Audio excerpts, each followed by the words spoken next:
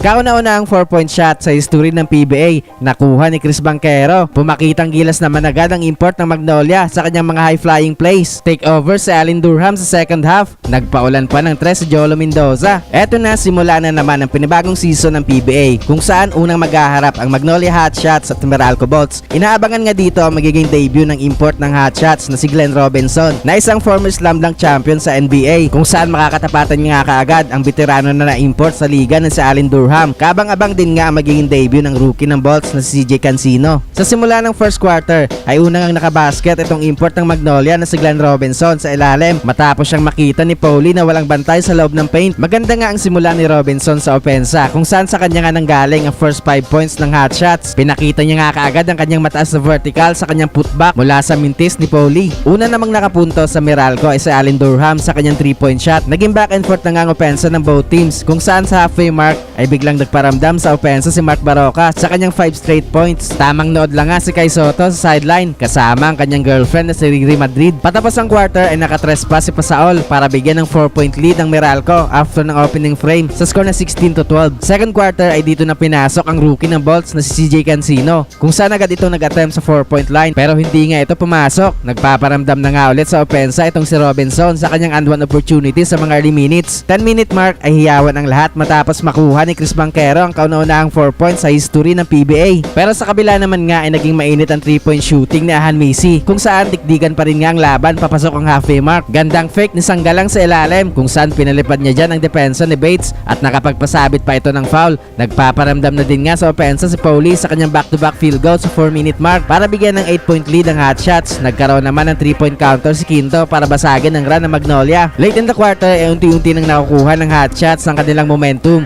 pero bigla ngang kumana sa 4 points si Jolo Mendoza para basagin ang momentum ng Magnolia. Nagbigay nga ito ng spark sa kanilang opensa kung saan nagkaroon ng 9-0 run ng Meralco patapos ang quarter para magbigay sa kanila ng 4-point lead after ng first half sa score na 43-39. Third quarter ay palitan na ulit ng baskets ang both teams kung saan nagpaparamdam na din sa opensa ng Bolts si Allen Durham sa kanyang 5 points sa mga early minutes. Patuloy naman ang pag-ambag sa opensa ng Magnolia ng kanilang import na si Glenn Robinson na patuloy ang pag-atake sa ilalim. Take over na nga si Ian Sanggalang papasok ang halfway mark. Grabing effort ang pinakita sa offensive board na nagresulta ng kanyang and one opportunity. Under 6 minutes ay nakuha na din ni CJ Cancino ang kanyang unang punto sa laro sa kanyang Pinoy step. Late in the quarter ay biglang arakada na ang opensa ng Meralco kung saan to make over si Allen Durham sa kanyang 5 straight points kung saan hype na nga sa laro itong Meralco import na ipasok pa ni Mendoza ang kanyang 3 patapos ang quarter para bigyan ng 11-point lead ang Meralco after ng third frame sa score na 74-63. Fourth quarter ay mainit pa rin nga sa opensa si Durham kung saan agad itong nagpakawala ng 3-point shot